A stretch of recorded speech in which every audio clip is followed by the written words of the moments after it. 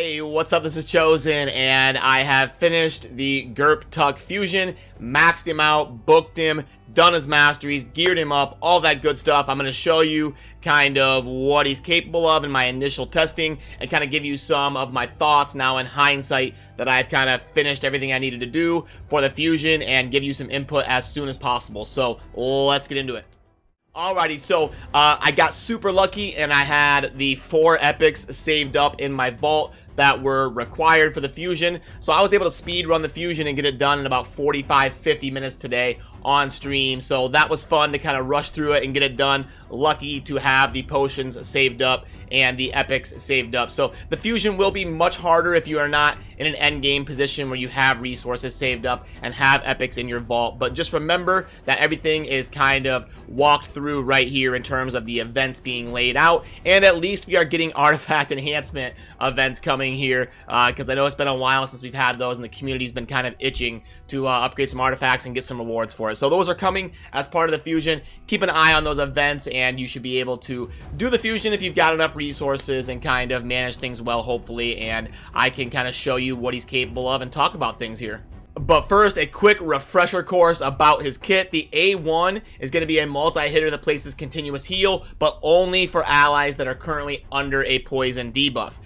Then the A2 is kind of a wonky one in terms of coinciding with his kit, but we'll get into that soon. It's going to be remove all debuffs from an ally, heal them by 30% of their max HP, and place a shield buff on them for 20% of their max HP for 2 turns. Then this is kind of the fun part of his kit, or the part that's interesting to play around with, and is really going to be a big determining factor in his value going forward. It's going to be placed 3 poison debuffs on all allies for 3 turns.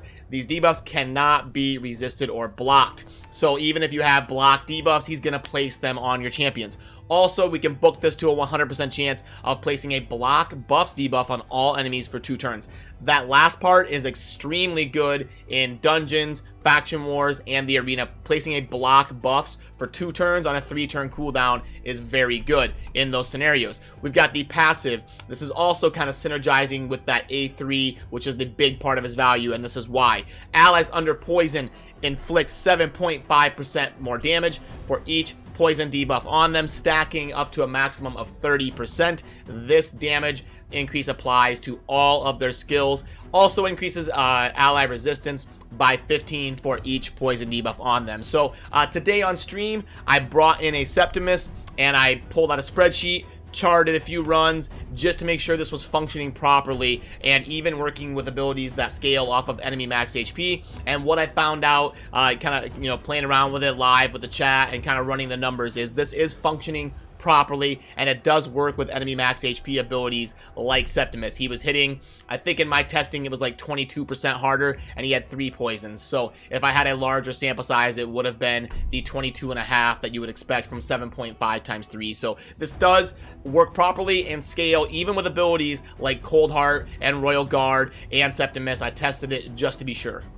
He also has an aura that is ally resist in all battles by 50, but not a whole lot to mention there. So let me go ahead and pull him up here in the champion vault here, and there we are. So this is mine currently. The reason he's wearing a shield set is because that'll be really good for faction wars and also in dungeons if I'm doing like a speed dragon team to help keep my DPS Royal Guard alive and be a little bit less squishy. I also wanted to test this because of my spider run to get my Septimus hit as hard as possible. The poison ticks will remove off of the shield buff first instead of the Septimus HP, and when you have the mastery that inflicts it inflicts 5% more damage when attacking with full HP. That was an important thing I kind of noticed, and that is why I currently have him in a shield set, was to kind of help my Septimus hit as hard as possible. Now, in terms of the other artifacts, you're going to want good accuracy on him to place the block,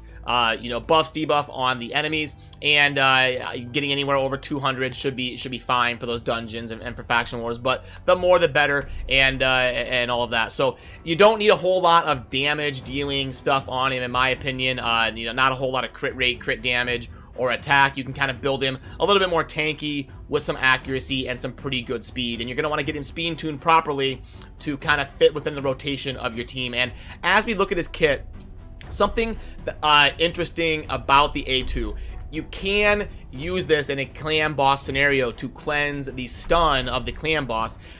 The problem with this is if you're booking him, you actually don't want this cooldown. If you don't want to be removing the poisons to make your DPSers do more damage, and you don't want to ruin the cooldown from going from 3 to 2 to kind of screw up your auto rotations in the clan boss if you want him to be a cleanse, a stun cleanser. And that was kind of something that made the booking process a little bit weird. You'll see here I spent books on him just so I could get him tested to the maximum capability. And I was actually kind of playing Russian roulette with it. I was booking, and I had both of these, needed one more book. And if it went to the A2, it was going to be horrible, but it ended up going to the A3, and that's kind of what I wanted, was to get that on a 3-turn cooldown. So the booking process ended up working, but wanted to note that you can get kind of bad luck, and getting this cooldown on the A2 can kind of ruin the rotation of things in certain scenarios. But one really simple change that would make this champion so much better and so much more useful that I hope we can convince them to do is have this cleanse remove all debuffs except for poison.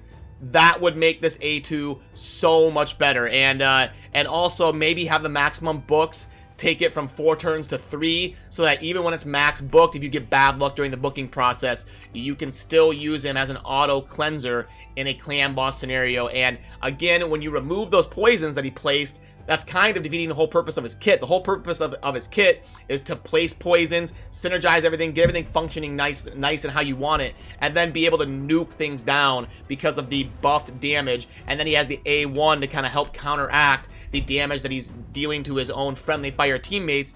So it just kind of throws everything off to then remove the debuffs, and then you don't really get anything from his passive or his A3, and it just kind of screws up the whole synergy. And if you get this to a 2-turn cooldown, now your whole auto rotation in the clan boss is thrown off because the clan boss stuns every 3 turns, and you're just kind of messing up the whole system. It kind of throws everything out of whack. So this A2 does not really fit in with this kit. I hope we can convince them to just make some simple changes to this A2 to help him synergize so much more as a champion. Now let's have a little bit of a discussion about the masteries. So do not just blindly copy my masteries. This is the way I'm going to be testing him going forward for Faction Wars, which is mainly where I'm going to be using him, and maybe some dungeon scenarios and stuff. If you're going to be using him for the clan boss, you're going to want to take a different route and go offense and support, get War Master on him and all that good stuff. Another thing I want to make sure and mention, I spent the gems to test this and make sure, but I was wondering if Poison or Master Hexer would make the poisons last longer on your allies, which would be kind of handy because then you could keep that up a little bit more reliably, but alas, it does not. So Master Hexer will not make Cloud of Spores. It's going to place the 5% poison debuff on all allies for 3 turns, no matter what. Even though it's technically a debuff, he will never place it for 4 turns, even if you take the mastery. At least as of me recording this video, unless they change it or hotfix it or something, Master Hexer, even though it is a debuff, those poisons will not ever get placed for 4 turns on your allies, so remember to take that into consideration when you're building the masteries. Now, he does work really well with this tier 5 mastery called Stoked to Fury. Increases damage inflicted by 4% for each debuff on this champion. Stacks up to 12%. So what you can do is your other 4 people in your clan boss team, you can get them this mastery, and now when he's placing all those poisons, they're going to do 12% more damage. So he's able to synergize and make this Stoked to Fury passive really good in a clan boss scenario. I need to do more testing to see exactly how impactful it is, but I definitely wanted to mention it in terms of going over the masteries. If you're going to be using him and building a team that features him, you're going to want to get the other champions in a clan boss scenario to be doing the Stoked to Fury. And also worth noting, if you have DPSers in a Faction War scenario, you might want to take Stoked to Fury because they'll be getting all of these poisons placed on them by, you know, GURPTUK, and they'll be doing 12% more damage every time that rolls through. So definitely pay attention to Stoke, to Fury on other champions that you're pairing with GURPTUK. You can do some insane things. I've seen people already are posting on Reddit about one-shotting the spider if you super glass out a Septimus and then pair Battle with GURPTUK and then a Dracomorph to do the weaken and the decreased defense, and then boom, just smash the spider for like 5.5 million and one-shot it. So there is some endgame capability, utility stuff for GURPTUK, but in terms of like for you new players, getting a ton of value and a ton of progression out of him, probably not gonna happen. So just temper your expectations and realize he's a little bit, he's kind of like Seer, where he doesn't have a whole lot of value inherently by himself, but if you feature a special strategy and a special team kind of formulated around pulling value out of him and synergizing with him, you can do some cool things. So I don't really regret doing the fusion, but just remember, for you newer players, it's going to be hard for you to get consistent value out of him and progress your account just because you got him. So maybe don't kill yourself doing the fusion. I mean, if you don't have any of the epics or something, and you don't have very many of the rares, and it's just going to be a massive struggle for you, and you're a newer player, maybe he's not worth it. I do recommend always getting legendaries when you can, when it's realistic to do so. So if you can, I would still recommend getting him, but just temper your expectations and kind of take what I told you to heart about him really needing a special team around him to synergize and pull the value out. He's not going to stand alone and carry your team and be amazing like a Battle Khazar and be like easy to play with. You got to kind of build a special strategy to really get the maximum value out of him. But I'll show you a couple scenarios that I've got here, like in the spider, and show you some of the type of stuff you can do with him here. So I've got him here with my Battle, my Draco, my Septimus, and my Coldheart, and you can kind of see what happens here in a spider scenario. So now you'll get to see how this functions in action. First, the Battle is going to place all of the poisons. What this is going to do is buff the damage that my damage dealers do because of Battle's passive. Then GURPTUK is going to place the poisons on all the allies that buffs their damage even further, and then my Draco is going to debuff the other team with the weaken and the decreased defense, and then my Septimus is going to run forward and smash for 3.1 million damage. Then I can come in here with the Coldheart, Heartseeker, and GG. The spider is done, and you can auto this run in about well, let's just find it out here. We'll auto it and see what it's kind of capable of, like a strategy like this.